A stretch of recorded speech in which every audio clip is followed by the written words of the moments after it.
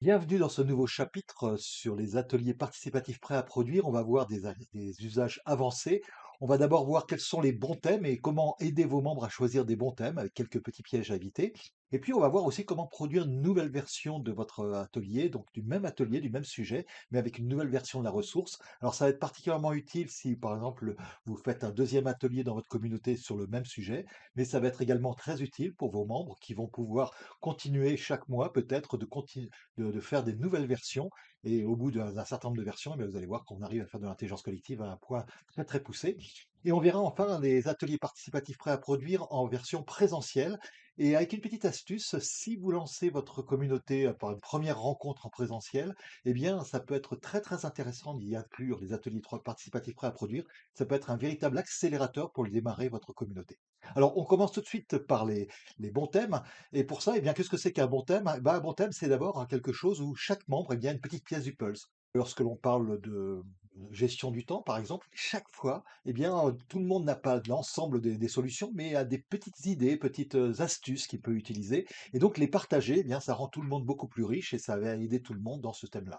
Alors, il y a beaucoup de thèmes comme ça où on va avoir pas mal de choses, mais c'est pas un thème où il y a une personne qui connaît et les autres qui ne connaissent pas. Là, ça serait une présentation en étoile panoptique, mais là, ce que l'on veut, c'est vraiment un système en réseau, en intelligence collective, avec dans ces ateliers, eh bien, chaque membre, ou du moins la plupart des membres, eh bien, peuvent avoir des bouts d'expérience à partager. Alors, pour l'animateur, eh bien, même s'il y connaît rien, c'est pas grave, ça pose pas de problème. Au contraire, il peut avoir un véritable avantage à pouvoir découvrir ce domaine grâce à la récolte de toutes ces expériences. Par contre, s'il connaît très, très bien, là, ça peut être un frein puisqu'il risque de pouvoir donner un peu trop, ses expériences personnelles et on risque de finir avec une présentation en étoile plutôt que, un atelier en intelligence collective. Donc en fait, il peut qu'il connaisse un petit peu ou pas du tout, ça marche. S'il connaît très, très bien le sujet, à ce moment-là, attention, il vaut mieux que, il fasse une présentation, par exemple, sur ce sujet-là, plutôt qu'un atelier participatif.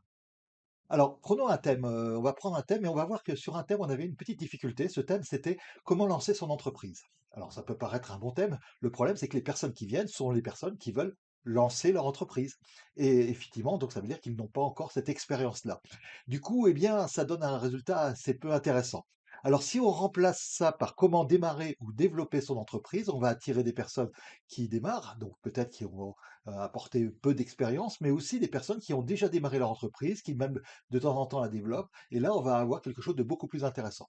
Donc, vous voyez, il faut être juste vigilant, en fait, sur le fait que le thème va donner envie d'avoir, va attirer des personnes qui ont des morceaux d'expérience, même si dans ce cas-là, eh bien, ceux qui vont démarrer leur entreprise, eh bien, n'ont pas grand-chose encore à apporter. Eh bien, on va quand même avoir dans l'atelier suffisamment de personnes qui ont des expériences. Alors maintenant, comment on va produire une nouvelle version d'une ressource et quelle est la différence avec la méthode des ateliers participatifs prêts à produire? Alors regardons ça. Alors on va produire une nouvelle ressource, hein, et pour ça, eh bien, on va partir de la version précédente pour l'augmenter. Donc on va pas partir du pad parce qu'il faudra tout remettre en forme, etc., ce qui sera un petit peu fatigant.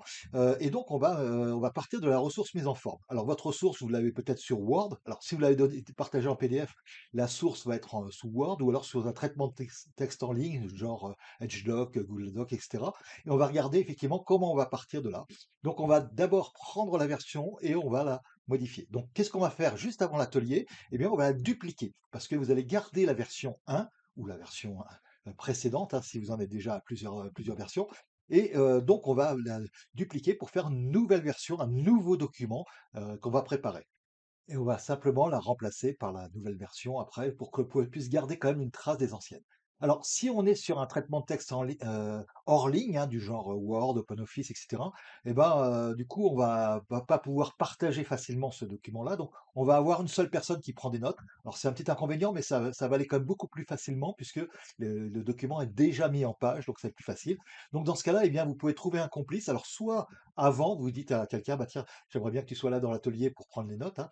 Soit pendant, au début, eh bien, vous dites, bah voilà, à qui je donne le document Word ou le document Office pour pouvoir le mettre à jour. Évidemment, ça va se faire à la vue de tous, donc en partageant le document. Et puis, ben, si c'est un traitement de texte en ligne, Google Doc, EdgeDoc ou d'autres systèmes, eh bien là, du coup, eh bien, tant mieux, puisqu'on va pouvoir continuer. Alors, vous avez même peut-être fait ça d'ailleurs pour la version 1, mais on va pouvoir continuer à prendre des notes à plusieurs s'il faut.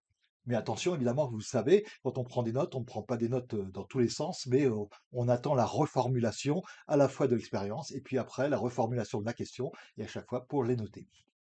Donc là, on va avoir notre version, eh bien notre version 2 ou notre version, N+1. Donc on va remplacer simplement dans le document, eh bien, version 1 par version 2, ou alors si vous en êtes à la version 10, eh bien, mettez simplement version 11, et donc votre document est prêt. Donc vous voyez, il n'y a pas grand-chose à faire avant, juste préparer un nouveau document qui va être en ligne, donc on peut prendre des notes à plusieurs, ou alors hors ligne, et dans ce cas-là, eh bien, il y aura juste une seule personne qui prend des notes. Alors, pendant l'atelier, qu'est-ce qui va se passer? Alors, on va voir que c'est encore un petit peu plus simple puisque, ça commence pareil qu'un atelier, mais il y a une petite simplification qui va apparaître. D'abord, on va partager l'écran avec le sommaire. C'est-à-dire qu'en fait, on va avoir un document, et le sommaire, vous savez que c'est la chose la plus importante pour arriver à se repérer, bon, pour le lecteur, mais aussi pour les personnes qui arrivent dans l'atelier. Certaines, bon, ne sont jamais venues encore dans l'atelier et donc ne connaissent pas bien le document, et puis d'autres qui le connaissent bien parce qu'ils y ont participé, eh bien, ont simplement oublié. Donc, on va partager l'écran avec le sommaire. Donc, si c'est un traitement de texte en ligne, bah, c'est celui qui prend les notes qui partage. Si c'est un traitement de texte en ligne, donc genre Google Doc ou Edge Doc, eh bien là, dans ce cas-là, bah, n'importe qui, vous ou quelqu'un d'autre, peut partager son écran, il n'y a aucun problème. Alors ensuite, on va chercher une expérience qui n'est pas déjà décrite dans la ressource. Donc la question n'est plus quel est bah, le titre de l'atelier, mais plutôt qu'est-ce qui manque dans les expériences que l'on a dans cet atelier. Alors une personne va proposer une expérience, on la reformule, hein, donc on retrouve les choses tout à fait habituelles, et puis on cherche à quelle question ça répond, et on reformule la question. Donc ça, c'est vraiment le déroulement classique de l'atelier participatif prêt à produire que vous connaissez maintenant. Et donc on va simplement essayer de voir, bah, chercher des expériences qu'on a. On peut d'ailleurs au passage cibler un petit peu l'atelier en disant: «Bah, tiens, j'aimerais bien qu'en ce moment on n'a pas beaucoup parlé jusqu'à maintenant de cet aspect-là, ça serait intéressant qu'on l'approfondisse». Donc vous pouvez aussi cibler l'atelier sur une partie de la ressource. Et puis, ben, surtout, eh bien, troisièmement, au lieu de faire à la fin de tout reclasser, eh bien, on va simplement, donc, on a noté notre expérience, et puis, ben, finalement, on va la classer, on va essayer de la classer. Donc, finalement, on a écrit juste après le sommaire, par exemple, là, pour avoir facilement notre élément, et on va le replacer tout de suite. Donc, non plus à la fin comme la version 1, mais dès maintenant, en regardant, en disant, bah tiens, finalement, dans le sommaire, ça rentrerait où? Et si ça rentre pas bien, tant mieux, puisque ça veut dire que l'on va pouvoir rajouter des grands thèmes, on va rajouter encore des sous-thèmes peut-être, etc., etc. Donc, on va améliorer notre sommaire au fur et à mesure. Et puis à la fin, eh bien, il vous reste juste à rajouter les participants qui manquaient, puisque en fait, vous avez déjà une liste de participants. Vous gardez, on cumule les versions, effectivement, 1, 2, 3, 4, 5, etc. Donc tous ceux qui ont participé à une version, eh bien, sont toujours marqués dans la liste, ont participé à cette ressource en intelligence collective, mais vous allez y rajouter simplement les prénoms des personnes supplémentaires qui n'ont encore jamais participé. Il suffit de leur demander simplement à la fin qui, qui n'a encore jamais participé. Et puis comme ça, eh bien, vous allez voir que la liste des participants va s'étoffer, et si vous faites beaucoup de versions, vous allez voir que ça devient très intéressant. D'ailleurs, après l'atelier, qu'est-ce qu'on va faire? Eh ben, on va remplacer l'ancienne ressource par la nouvelle, hein, mais on va garder quand même l'accès aux versions 1, 2, 3, enfin aux versions précédentes. Voilà à quoi ça pourrait ressembler, par exemple, dans l'espace de partage. On va avoir les ressources produites par la communauté. Vous savez que c'est une des parties de l'espace de partage. Donc, on va avoir d'abord les grands thèmes, la présentation à la communauté, les activités avec les dates, mais aussi les ressources. Et là, vous voyez, bah, par exemple, j'ai mis deux grands thèmes aussi, puisqu'on va essayer de les reclasser ensemble pour avoir le maximum de ressources dans le minimum d'espace. Donc, vous voyez, des fois, on en a plusieurs par ligne. Et il y a deux grands thèmes, par exemple, dans ce cas-là, développement personnel et entrepreneuriat, par exemple. Et dans ce cas-là, eh bien, regardez, la vie pro, vie perso, une question d'équilibre, eh bien, on en est déjà à la version 4. Donc, quand on clique là-dessus, on arrive à la version 4. Mais les versions 1, 2 et 3, eh bien, sont toujours accessibles. Comment organiser sa journée, obtenir de la clarté? Bah, par exemple, dans ce cas-là, ils sont en version 1. Avoir de la confiance en soi, c'est en version 1. Et la gestion du stress, eh bien, on voit qu'on est en version 3, et donc on a encore accessibilité, la possibilité de revenir aux versions 1 et 2. C'est important parce qu'en fait, pour certaines personnes qui ont vu les anciennes versions, eh bien, ça permet de s'y retrouver également. Donc, en petit, simplement, hein, V1, V2, V3, eh bien, on peut retrouver toutes les anciennes versions. Pareil pour l'entrepreneuriat, où on voit effectivement bah, comment faire son marketing en restant authentique. Et ben là, on en est à la version 4, et donc on a toujours les versions 1, 2, 3 qui sont accessibles entre parenthèses. Mais quand on clique sur le titre lui-même, eh ben, on arrive à la toute dernière version. Alors, combien on peut faire d'ateliers 3P? sur un même sujet. Parce que là, on voit qu'effectivement, on peut faire une deuxième version, etc. Eh bien, j'aurais tendance à dire le plus possible, hein. D'abord, on peut faire des ateliers ponctuels, ça ne pose pas du tout de problème. Donc, une personne anime sur un atelier. Et peut-être qu'on a épuisé le sujet, c'est très bien, donc tant mieux. Et puis, il y a des sujets, au contraire, qu'on n'épuisera jamais et donc on va pouvoir développer. Donc, on a le choix et les personnes ne sont pas du tout obligées de s'engager lorsqu'ils animent un atelier à en faire plusieurs. On verra bien après, et c'est plutôt après qu'ils auront envie ou non de faire, de développer des nouveaux ateliers. Alors, on pourra en avoir plusieurs, hein, pour enrichir la ressource, ou même, imaginez que vous en ayez un par mois. Alors, je vous conseille pas d'en faire plus parce que sinon vous allez épuiser les personnes, ça va être un petit peu difficile, mais un par mois pendant une durée assez longue. Pendant 5 mois, 10 mois, pendant 1 an, pendant 2 ans, pourquoi pas? Eh bien, à ce moment-là, on a quelque chose de très intéressant, c'est qu'au bout d'1 an ou plus, eh bien, vous avez produit un livre en intelligence collective et comme ça, eh bien, j'ai plusieurs livres qui sont sortis. Alors, je peux pas dire que je suis l'auteur, je suis plutôt le coordinateur, on va dire, ou l'animateur, hein, et en fait, par contre, bah, dans votre livre, vous pouvez indiquer, eh ben, les co-auteurs, c'est toutes les personnes qui sont à la fin ont participé à cette ressource en intelligence collective. Donc, vous voyez que on peut aller de tout à fait d'un atelier ponctuel et ça pose aucun problème. Mais pour ceux qui veulent continuer, eh bien, il y a certains sujets qui s'y prêtent et on arrive à faire des choses assez extraordinaires. D'ailleurs, au passage, au bout de 5, 6 ou 7 fois, eh bien, il commence à se passer des choses. Par exemple, on se dit, bah tiens, finalement, si on changeait carrément la structure même du sommaire et des documents, peut-être qu'on peut faire des choses encore plus intéressantes. Et là, ça relance énormément. Et lorsqu'on arrive vraiment à se dire, ah, mais finalement, bah, ça rouvre plein de possibles, là, ça devient très intéressant. C'est-à-dire que l'intelligence collective nous a poussé à aller beaucoup plus loin que n'importe quelle personne aurait pu le faire seule. Et donc là, ça devient très, très intéressant, effectivement. Donc je vous souhaite, dans votre communauté, d'avoir des beaux ateliers qui durent un certain temps pour certains, pour arriver justement à avoir cette production d'intelligence collective particulièrement puissante. Allez, dernière chose que je voulais vous présenter, eh bien, c'est les ateliers en présentiel. Comment ça se passe? C'est très proche d'un atelier classique, hein. Donc, d'abord, eh bien, il faut prévoir juste un vidéoprojecteur parce que là, on pourra pas voir, mais on veut projeter effectivement ce qu'on prend en note. Donc là, c'est ça pour que c'est vraiment important. Donc là, prévoyez un vidéoprojecteur connecté à un ordinateur. Alors, vous pouvez avoir plus facilement une personne qui prend des notes, un petit peu comme dans la V2, on l'a vu dans certains cas de figure. Et dans ce cas-là, va projeter son PC. C'est plus facile parce qu'on peut avoir effectivement des personnes qui travaillent sur un pad ou sur un traitement de texte en ligne, mais en présentiel, on voit que ça fonctionne un petit peu moins bien. Donc, dans ce cas-là, eh bien, prenez une personne avec vous, un complice, entre guillemets, qui va prendre des notes. Et puis, ben, finalement, vous allez co-animer à deux, une personne qui anime, une personne qui prend des notes. Et là, c'est la façon la plus facile, effectivement, de faire ça. Tout le reste va rester pareil. Et alors on peut avoir un pad, hein, un traitement de texte, comme on l'a vu, mais finalement, c'est plus facile d'avoir juste un simple fichier en Word ou ou OpenOffice ou traitement de texte classique, et puis d'avoir une personne qui prend des notes, mais l'un et l'autre sont possibles.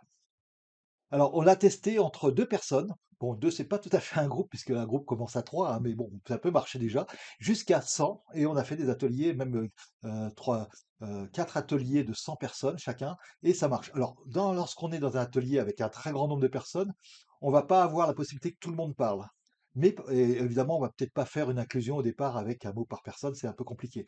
Mais simplement, eh bien, votre responsabilité, c'est de faire en sorte que ce ne soit pas toujours les mêmes qui parlent. Donc, s'il y a une personne qui a déjà donné deux, trois idées, deux, trois expériences, eh bien, vous pouvez très bien dire, bon, alors maintenant, c'est important, qui n'a pas encore parlé là-dessus, etc. Et votre objectif n'est pas de pas faire parler tout le monde, surtout si vous êtes 100, mais au moins de faire parler le plus grand nombre de personnes possible. Alors, imaginez maintenant que vous démarrez votre communauté et puis que vous disiez, bah, tiens, finalement, on va peut-être faire une première rencontre avec les personnes, une rencontre en présentiel pour un petit peu exceptionnel.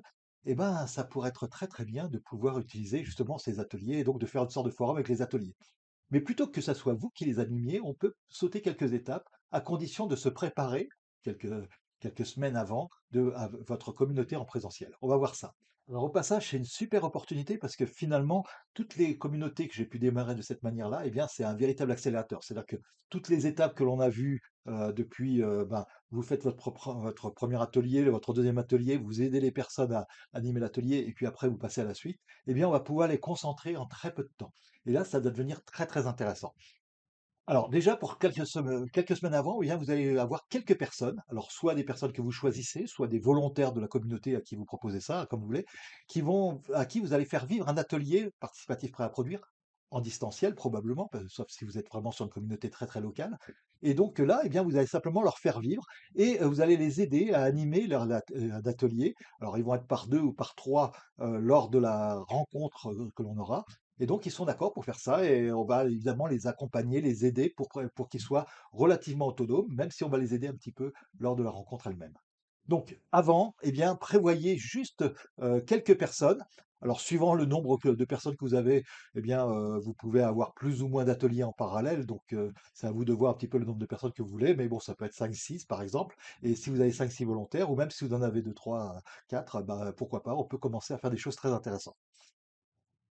Alors, vous allez les aider à s'approprier la méthode, hein. Vous allez alors leur donner la vidéo que je remettrai évidemment en lien dessous, la fiche pratique, avec les consignes, et puis bien répéter les consignes, etc.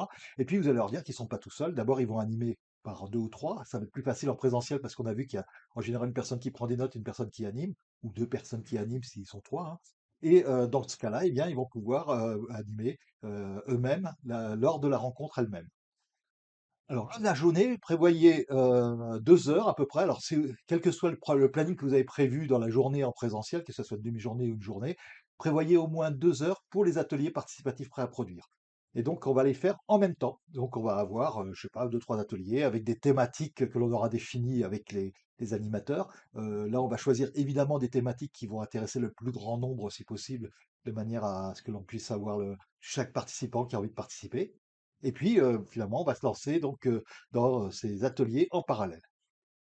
Et puis, ben, ce que vous allez faire, vous, pendant cette journée-là, eh bien, vous allez tourner entre les ateliers pour vérifier que tout se passe bien, donner quelques conseils, voilà, au passage, et rassurer, effectivement. Donc, finalement, eh bien, c'est le moment où vous allez tourner. Alors, des fois, là, quand j'ai eu jusqu'à 4 ateliers comme ça en parallèle, bah, des fois, s'ils sont un petit peu distants dans les salles distantes, bah, c'est un peu sportif, hein, ben voilà, c'est pas grave, vous vous baladez entre les différents ateliers, et puis vous aidez simplement à ce que ça se passe bien. Retrouvez pour ça le chapitre sur comment aider vos membres, hein. Donc, dans un chapitre ultérieur, vous allez comment aider vos membres aussi à animer un atelier.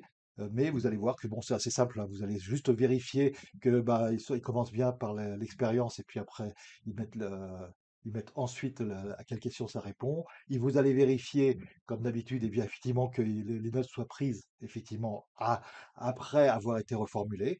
Et puis à la fin, et ben, quand vous voulez un petit quart d'heure avant, eh bien, vous tournez dans les salles et puis pour dire attention, là maintenant vous allez vous arrêter pour pouvoir reclasser ce que vous avez fait. Et s'ils arrivent à faire la ressource, tant mieux. Sinon, eh bien, vous pourrez les aider juste après l'atelier parce qu'on va les présenter après. Et et alors du coup, à la fin de la rencontre, eh bien, vous allez pouvoir, présenter alors rapidement, on va pas détailler tous les chapitres, mais surtout montrer les ressources, donc les vidéos projetées simplement. Alors si vous avez un tout petit peu de temps avant avec un petit quart d'heure, eh bien, vous prenez les personnes et puis vous remettez bien au carré les ressources pour que ça soit joli et cetera. Et puis, ben, l'effet qu'on fait en général à la fin d'un atelier, si là, ils sont pas encore tout à fait prêts, c'est pas un problème, on va le faire à la fin de la journée, donc ce qui nous laisse un petit peu de temps pour pouvoir bien mettre les ressources au carré. Et là, on va présenter à tout le monde en plénière, eh bien, les 3, 4 ou les 2, 3, 4 ressources qui auront été produites. Et puis, on va dire, bah, quels sont les prochains ateliers, quels sont les prochains thèmes que vous voudriez, bah, tant qu'on va continuer, alors probablement en ligne, hein, mais voilà, on va commencer à remplir le carnet de balles pour le mois prochain. Et puis, bah, on va avoir peut-être des animateurs actuels qui auront envie d'animer des nouveaux ateliers, mais peut-être aussi, eh bien, d'autres personnes qui vont proposer, à qui vous pourrez dire, bah tiens, si tu veux, on va t'aider aussi pour pouvoir animer ton atelier, quitte à avoir un des animateurs, maintenant que vous avez quelques personnes pour vous aider, qui vont l'aider à animer son atelier. On fixe la date, l'heure, l'animateur et le thème, et vous repartez de votre rencontre en présentiel, de votre première rencontre en présentiel avec déjà eh bien, tout le mécanisme pour avoir plusieurs ateliers par mois animés par les membres. Et donc, votre communauté, elle est en place. Il faut juste vérifier maintenant que vous avez toutes vos activités répit. Mais votre communauté, eh bien, elle est déjà en place avec une animation d'ateliers faite par les membres, parce que vous avez fait vivre à un certain nombre de membres déjà, eh bien, ces ateliers. Alors, à vous de jouer, et bien sûr, comme d'habitude, hein. Et donc, pour ça, eh bien, on va voir, bah, vous allez aider vos membres à animer des ateliers 3P. Alors, vous allez les aider dans le choix, déjà, hein. Donc, les choix, ça se fait principalement lors des rencontres de communauté.